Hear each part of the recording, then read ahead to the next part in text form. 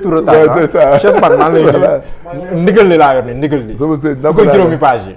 mais docteur ñëwagun si li xew DG mais ñu des Ziguinchor si décision bi ce jeudi ni nga suivre peut-être à distance l'audience ni mu si jàllee ba ni décision bi génne je sais pas si vous l'avez dit ou pas mais bi nga ko lire notification bi ban sentiment nga si am même bu nekkee ne Benno Bokk Yaakaar nga bokk. Oui, alors d'ailleurs je vais rebondir sur ça. Effectivement, parce que ñun à un certain moment on a préféré un peu sortir du carcan partisan de parti pour laisser la CPJ Naylor, dont j'en suis le secrétaire général et membre de la conférence des leaders de Benno, mais aussi et surtout vraiment avoir large, avoir une vision panoramique. waaw gën a gis lu yaatu en vision panoramique boo tax tey jii ñu yëngatu ci loo xam ne un groupe d'intellectuels ci dugg ñu tuddee ko Sénégal yemul 2024 mais gis nga lii xew ni Ziguinchor ñun bettuñu. xam non bettuñu li xew Ziguinchor xam lu tax bettuñu. c'est-à-dire gis nga dëkk bi toll nañ ci moment boo xam ne gi nga seet chien lii c'est jàmbaarisme c'est budul man du keneen. Le fait d'avoir des heures directement sur février 2024 loolu en amont tant qu'on n'a pas réglé ce problème là c'est pourquoi nous en tant qu'intellectuels nous avons créé le mouvement Sénégal yemul 2024. kañ nga mas a gis dans ce pays un groupe d'universitaires qui se réveillent qui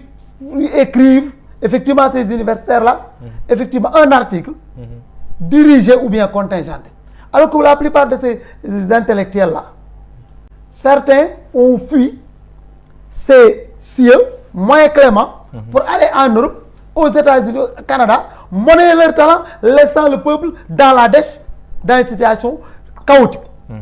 Et vous pensez que ça, en toute responsabilité, ces universitaires qui devraient créer des forums, retrouver tout le monde au niveau de nos amphithéâtres, au niveau des universités, poser le débat de manière claire, en passant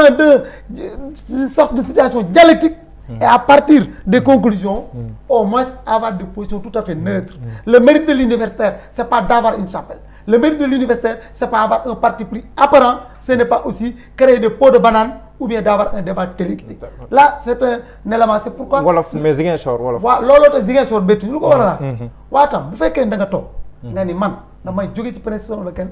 sa ma wàll ak justice jeexal naa ci c'est fini man mbiru justice moom jeex na. du duma leen mu yóbbu. c'est ça xam nga gis nga bu ñu bëggee. waxante dëgg. parce que man dama am lu ma gëm.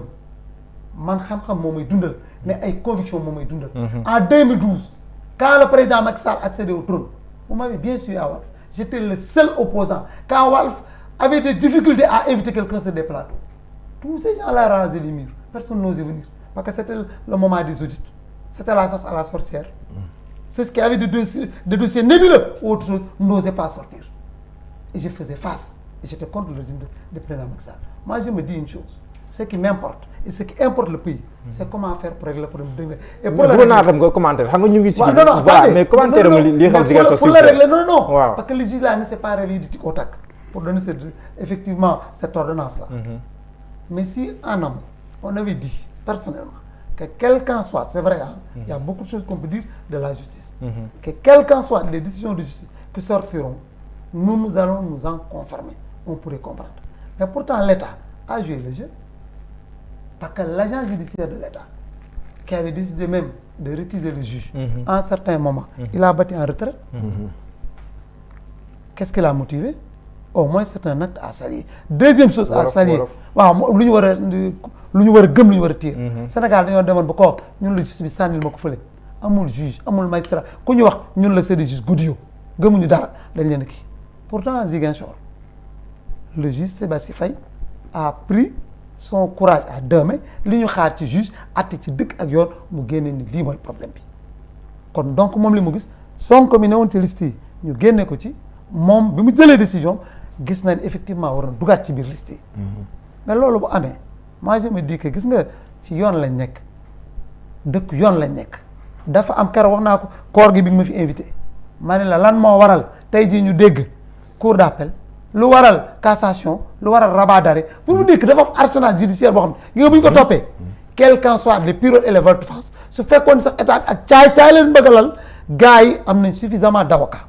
retors des procéduriers qui puisse au moins porter la contradiction à l'État. Moi, je ne crois pas au jambarisme, mais je crois à ce que l'on appelle le parallélisme de forme. En quoi cela veut dire? Laisser le dilettantisme artisanal, le tchoudéisme avec le soulèvement du canen, lolo moy tax pays bi da fay plombé tant du côté du pouvoir comme du côté aussi de l'opposition. Ñun duñ leen bàyyi Sénégal ñu tong-tong duñ leen bàyyi Sénégal ku nekk imposé fi dictam mais li fi am que la justice ñu déglu ko. ñu wax ko en tant qu'acteur politique. oui dinaa ñëwaat si Sénégal yamul 2024. mais en tant qu'acteur politique. bi nga xoolee décision bi. ndax jàppoon nga ne que la radiation était mal fondée ndax jàppoon nga loolu. non mais man de tout temps bi ñu radié Sonko ci liste yi mais man dama nekk répliqué jusqu'à la moelle des os j'ai dit que y a pas de problème c'est la justice mais quand aussi la justice s'abassit mais à sortir cette ordonnance j'ai dit qu'effectivement c'est la justice moi j'ai pas de problème man c'est comme ça que je fonctionne je crois je vous l'avais dit l'autre jour il y a ma société là-bas quand je parle de Durkheim il disait que dans cette société il existe une morale collective au nom de laquelle les hommes jugent et les tribunaux condamnent man foofu laa gëm kooku mooy sama tefa ponk tànk fa laa ko teg sa xot benn la suñ ko gëmee ñëpp gëm ko ñu taxaw teg ko ci yoon quelque je me lay wax benn affaire nga jàpp ko c'est vrai que ni ñu jàpp ñoom que ni bu pare newul peut-être Sonko du nekk candidat loolu mooy li indi coow lu metti lépp mais man mais pourtant ci élection yi bi ñu fay dem yi ñu génn législative yi pourtant am na liste yu invalidé mais bi gars yi defee ay recours am na yoo xam ne mujj nañ ko jël teg yeneen ni moi je me dis que bu fekkee ce que le juge a dit dem nañ traité nañ leen entre au niveau de la DGE mais prenez les formes de recours possibles. C'est sûr que